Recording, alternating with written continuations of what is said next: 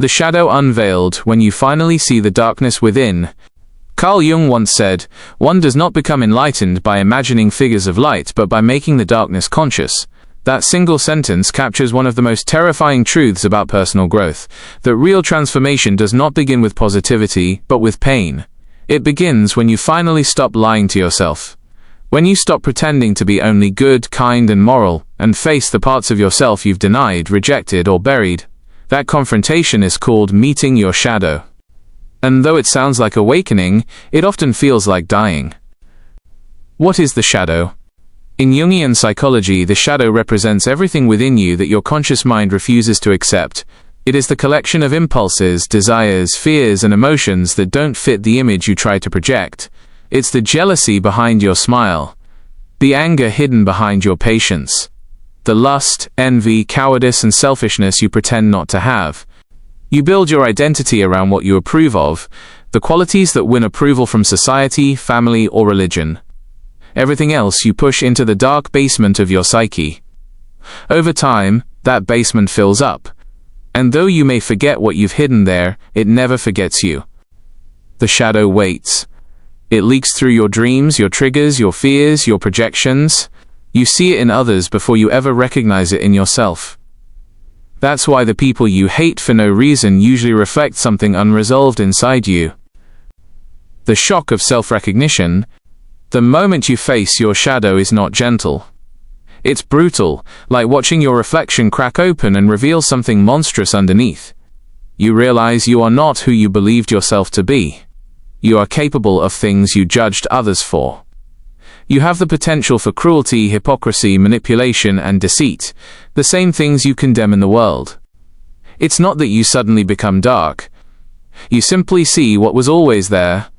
This awareness shatters your old identity, the good person image carefully built over years. It's terrifying because your ego depends on that image to feel safe. When it collapses, you feel exposed, naked before your own consciousness. There's nowhere to hide.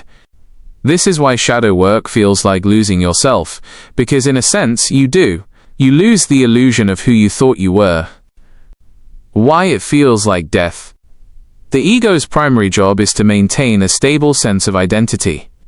It needs certainty. I am this kind of person. But the shadow reveals that your personality isn't pure, it's fragmented. When you admit that you are both light and dark, kind and cruel, strong and weak, the ego panics. It feels like dying because the part of you that wants to be innocent, that wants to believe in your moral superiority, is being destroyed. This death is psychological, not physical, but it's real. It's the death of false certainty. It's the death of self-delusion. And like any death, it brings grief. You grieve the version of yourself that you can no longer pretend to be. You grieve the simplicity of thinking you were good. You grieve your own innocence. The shadow's seduction. Once the shadow is revealed, it doesn't disappear. It tempts you. You might start to justify your darkness, romanticize it, or swing to the other extreme. People who awaken to their hidden side often become cynical, detached, or nihilistic for a while. They start saying everything is fake, morality is an illusion, or there's no point in trying. This is the danger of premature awareness. You've seen the dark truth, but you haven't learned how to balance it. The pendulum swings from denial to obsession. You reject your old mask, but haven't yet built a mature identity that can hold both light and shadow. That's why many people lose their motivation right after awakening. They confuse seeing the truth with integrating it. But recognition is only the first step. The real work, the painful, patient transformation, begins afterward. The collapse of meaning. When you first face your shadow, something strange happens. The things that once motivated you lose their shine. You start questioning your goals, your beliefs, your relationships. You wonder, why was I even chasing this? That's because much of human motivation is built on illusion, the desire to prove you're good, worthy, or important. When the shadow reveals that your goodness was often ego-driven, those external motives crumble. You no longer want to play the same games, but you haven't yet found a new reason to live. You're standing between two worlds. The old one feels false. The new one hasn't yet begun. It's a psychological limbo, a void where you no longer believe your old lies, but you're not strong enough yet to live your new truth. Jung called this the night sea journey, the dark night of the soul. A descent into the underworld of your own mind, where meaning disintegrates before being reborn. The loneliness of awareness. Once you've faced your shadow, you realize how blind most people are to theirs. You start seeing their projections clearly, the way they blame others, judge, and pretend. And it isolates you. You can't unsee what you've seen. You can't go back to simple moral categories like good people and bad people. You understand now that everyone is a mix of both. This understanding brings compassion, but also distance. Many people will resist your awareness because it threatens their own illusions. They'll call you cold, dark, or arrogant. But in truth, you're just awake, painfully awake. Awakening is not glamorous. It's not fireworks and bliss. It's quiet, lonely, and disorienting. It's realizing that much of what you loved was never real, that your friendships, beliefs, and even dreams were built around a half-truth. And yet, this collapse is necessary, because only by confronting the darkness can you ever discover genuine light. The mirror of wholeness. The shadow is not your enemy. It is the part of you that wants to be seen, healed, and integrated. When you face it, you stop being fragmented. You stop living half a life. To deny your shadow is to remain incomplete. To face it is to move toward wholeness, but at a cost. That cost is comfort. That cost is illusion. The reason most people never face their shadow is not ignorance but fear. Fear of losing control. Fear of becoming the very thing they judge. Fear of realizing that they are not as innocent as they believed. But for those who do face it, who dare to descend into that inner darkness, a strange kind of strength begins to grow. A quiet power, born not from pretending to be pure, but from understanding that you are both light and dark, and still choosing to act with consciousness. The beginning of the descent. Facing your shadow is not enlightenment. It is the doorway to it. It's the fall before the rise. It's the breakdown before the breakthrough. The pain, confusion, and loss of motivation that follow are not signs of failure. They are evidence that the old self is dissolving. You cannot become whole without first becoming broken. And so, the first stage of this journey, the unveiling, is not about victory. It's about surrender. The courage to admit what you are, and what you have always been hiding from. Only when you see your darkness clearly can you ever hope to walk in light. The collapse, losing motivation after awareness. When you first confront your shadow, you expect transformation to feel empowering, a burst of clarity and purpose, a higher version of yourself emerging from the darkness. But instead, you feel empty, drained, detached from everything that once excited you. This stage confuses many seekers. Why, after understanding myself so deeply, do I feel like doing nothing at all? The answer lies in a paradox that Carl Jung understood well. Awareness destroys illusion, and most of your motivation was built on illusion. The death of false fire. Before shadow work, your motivations came from the ego, from the desire to be liked, admired, validated, or seen as good. You worked hard to prove something, to yourself, to others, to the world. You wanted to succeed, to be respected, to avoid failure or shame. But the moment you see your shadow, you realize that much of this striving was not noble at all. It was driven by insecurity and fear. Your ambition wasn't always pure strength. Often, it was a defense mechanism. You wanted to achieve to escape yourself. When you face your shadow, those unconscious drives collapse. You can no longer lie to yourself about why you're doing things. The illusions that used to push you forward, I'll be happy when, I'll be worthy if, stop working. Without them, your ego loses its fuel. And when the ego loses its fuel, you experience a deep emotional crash. That's why it feels like depression, but it's actually disillusionment, the painful process of seeing things as they truly are. The void after the fall. When illusion dies, what remains is silence. You wake up in a strange emotional landscape. Nothing feels meaningful anymore. The goals you once obsessed over feel hollow.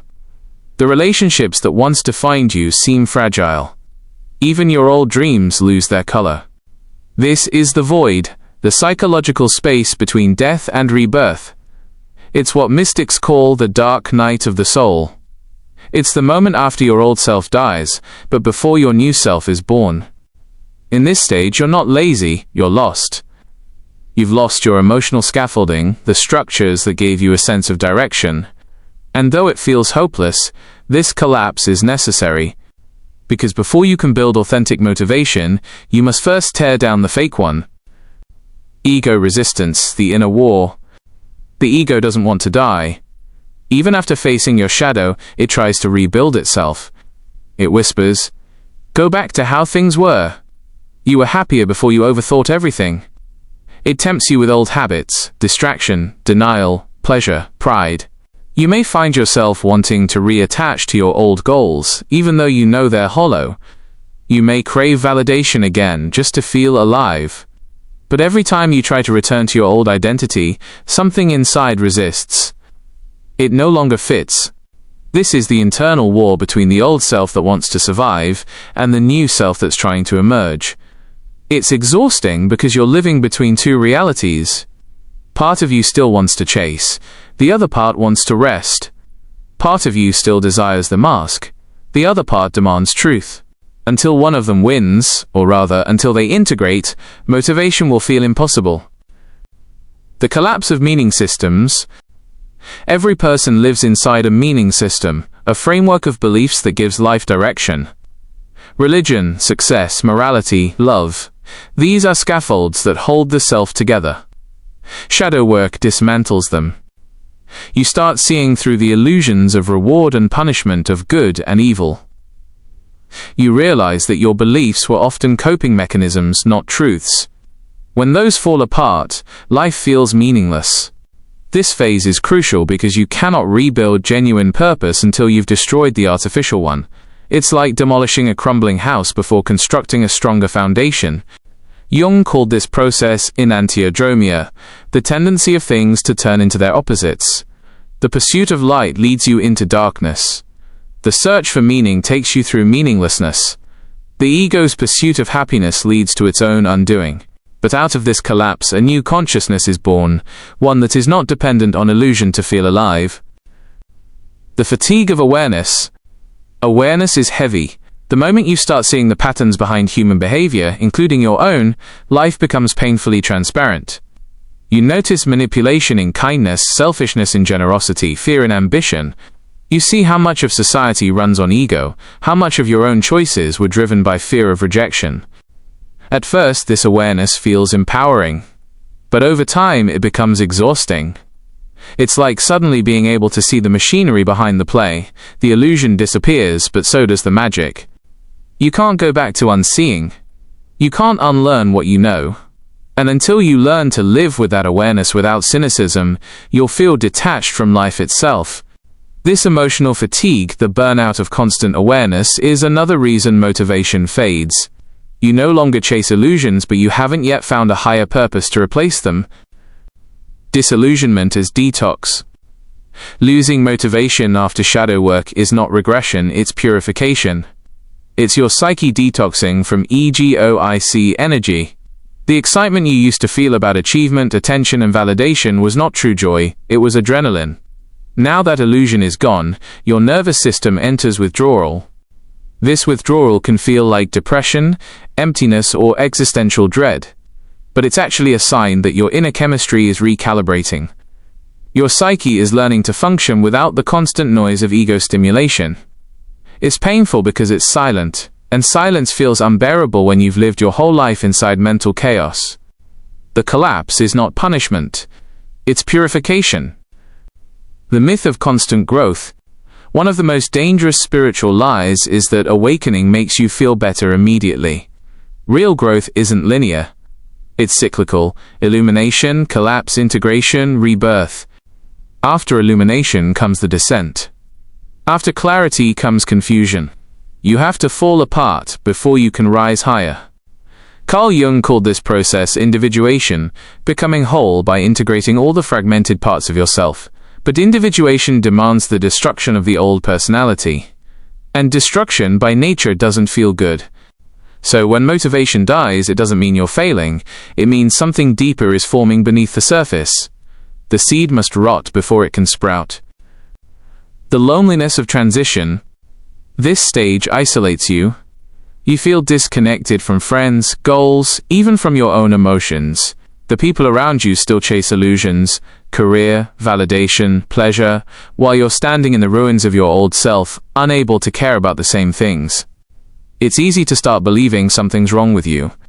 But it's not wrong, it's a rite of passage. You are shedding your skin, the loneliness, the numbness, the stillness. These are symptoms of transformation. You are not lazy. You are evolving. But evolution often looks like destruction from the outside. The lesson of the collapse. The loss of motivation is not the end of your journey. It's the middle. It's the void that tests whether your search for truth is real or just another ego project. Many turn back here, running to comfort and illusion. Few keep walking through the darkness. But those who do, those who stay still and let the void consume their false identity, emerge with something the ego can never touch: authentic peace. Because once you've seen your shadow and survived the emptiness that follows, you realize something profound. You no longer need external motivation. You no longer chase meaning, you become it. The collapse is cleansing fire. The collapse after shadow work is not a breakdown, it's a burning away. Your false passions, false goals, and false self are being incinerated. What feels like emptiness is actually spaciousness, a blank canvas waiting for truth. You lose motivation because the part of you that needed motivation to feel alive has died. What replaces it will not be driven by fear or ego, but by something quieter, purer, and infinitely stronger. The world calls this burnout. Mystics call it purification. Jung called it transformation. Whatever name you give it, know this: you are not falling apart. You are falling through illusion into truth, integration, rebuilding after the fall. When the storm of self-awareness has passed, you find yourself standing in silence, the ruins of your old self scattered around you. The illusions are gone, the ego has been humbled, and what remains is something raw, uncertain, and strangely peaceful. This is the stage Jung called integration, the slow, deliberate rebuilding of the psyche after the collapse of illusion. Integration is not about becoming good or enlightened, it's about becoming whole, accepting every part of yourself, light and dark, conscious and unconscious, saint and sinner. The goal is not to erase the shadow, but to befriend it. In the beginning, you feared your shadow. Then you fought it. Now, you must learn to walk with it. The birth of authentic self. After facing your shadow and losing your false motivation, you begin to sense a quieter kind of strength, a presence that doesn't need validation. This is your authentic self, the version of you that acts not from fear or approval seeking, but from awareness. The authentic self is not dramatic. It doesn't need to prove anything. It simply is. When you operate from this place, your energy feels grounded. You stop reacting to every emotional trigger. You stop chasing recognition. You stop explaining yourself. You realize that most of what people call success is just noise, distraction from the inner void. In integration, you begin to live from a center that is no longer external. You no longer say, "I'll be happy when." You start saying, "I'm at peace now." That shift from external control to internal balance is the essence of transformation. Learning to live without illusion. The hardest part of integration is living in a world still ruled by illusion. You've seen through the lies, the performative goodness, the social masks, the endless chase for comfort and validation. But the world hasn't changed, you have. Now when you return to society, you'll notice how shallow most conversations are, how people defend their false identities as if their lives depend on it. You might feel detached, even alienated. This detachment is not arrogance, it's awareness. You're no longer seduced by the surface of things, you're tuned to what lies beneath. Living without illusion requires a new kind of courage, the courage to stay conscious in a world that rewards unconsciousness. You begin to accept that truth often isolates you, but illusion enslaves you. So you choose isolation, not as loneliness but as clarity, and in that clarity you find freedom. Embracing the paradox. Integration is full of paradoxes. You gain power by surrendering control. You find peace by embracing pain. You grow lighter by accepting your darkness. Before shadow work, you tried to divide yourself: good versus bad, strong versus weak, light versus dark. After integration, you stop dividing and start containing. You realize you can be disciplined and emotional, loving and ruthless, calm and fierce, all at once. The mature self doesn't pick a side, it balances opposites. It doesn't suppress the shadow, it gives it a seat at the table. Carl Jung wrote, "One does not become enlightened by imagining figures of light, but by making the darkness conscious." To integrate means to live with both, to allow the full spectrum of your humanity to exist without shame. This is the essence of inner freedom. Rebuilding motivation, purpose without ego. When you first face your shadow, motivation dies. But in integration, a new kind of motivation is born, one rooted not in fear, but in meaning. You start doing things not to escape yourself, but to express yourself. You work not to prove, but to create. You help others not to be seen as good, but because compassion feels natural when you're no longer ruled by insecurity. This is what Jung meant by individuation, aligning your inner world with your outer actions. You no longer need adrenaline to act. Your energy comes from alignment, not ambition. It's calm, focused, and enduring, the opposite of ego-driven motivation, which burns fast and dies young. The new self doesn't chase outcomes. It honors processes. It understands that life isn't about arrival, but about presence. And that realization gives rise to a powerful, silent motivation, the will to live truthfully. The return of meaning. During the collapse, everything felt meaningless, but in integration, meaning returns, deeper, quieter, and more personal. You realize that meaning isn't something found in the world, it's something created from within. When the illusions fall away, meaning stops being grand or external. It becomes intimate, the warmth of a morning sun, a deep conversation, the act of creating something real. Meaning no longer depends on success, people, or recognition. It arises naturally from authenticity. When you live aligned with your truth, even small actions feel sacred. This is the rebirth of soul, not the loud, ecstatic kind, but the humble rediscovery of being human. From awareness to embodiment. Awareness alone doesn't transform you, embodiment does. Many people stop at awareness, they know their shadow but still act from ego. Integration means embodying your insight, living your truth in behavior, not just in thought. It's easy to understand forgiveness, it's harder to practice it. It's easy to talk about detachment, it's harder to stay calm when you're insulted. It's easy to say you've accepted your darkness, it's harder to face your guilt and still love yourself. True integration means walking your philosophy. It's when the mind and body speak the same language. You stop performing awareness, you become it. You don't announce your peace. You radiate it. You don't preach balance. You live it. That's when transformation becomes real, when consciousness turns into character. Relationships after shadow work. Integration also transforms how you relate to others. You stop expecting people to complete you or save you. You start seeing others as mirrors, not sources of happiness but reflections of your inner state. Toxic people no longer trigger you the same way because you understand what their behavior represents, unconscious pain. Instead of reacting, you observe. Instead of controlling, you allow. This doesn't make you indifferent, it makes you sovereign. You realize that peace is not something people give or take, it's a state you protect by choice. And ironically, when you no longer depend on others for peace, your relationships become deeper, more honest, and more alive. Because you're no longer seeking, you're sharing. The rebirth of soul. Integration is like resurrection.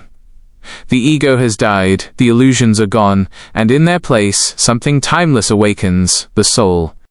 The soul doesn't chase. It doesn't rush. It doesn't seek approval. It simply is. This state feels like silence, but not emptiness. It's the quiet hum of existence when the noise of ego has finally faded. You begin to trust life again, not because it's predictable, but because you no longer need it to be. You've stopped demanding that reality fit your desires. You've started aligning your desires with reality. That shift turns suffering into surrender, and surrender into serenity. Living as an integrated being. When you reach this point, life feels simpler. Not because the world has changed, but because you have. You no longer interpret everything through the lens of good or bad. You simply experience. You let things be what they are. There's a profound calmness in this acceptance. You've stopped fighting your reflection. You've accepted that light and shadow are two halves of the same whole. And in that acceptance, you find something the ego could never touch: peace without reason. That's the true goal of shadow work. Not perfection, but wholeness. Not control, but harmony. Not enlightenment, but authenticity. Conclusion: rising from the depths. After facing your shadow, after losing motivation, after collapsing into the void, integration brings you home. You learn that peace isn't found in escaping darkness, it's found in embracing it. You learn that motivation isn't about chasing goals, it's about living truthfully. You learn that power isn't control, it's surrender. And one day you'll look back at your collapse and realize it wasn't the end of your story, it was the beginning of your real one. Because once you've faced your shadow, lost everything false, and built yourself again from truth, you no longer need to chase the light. You've become it.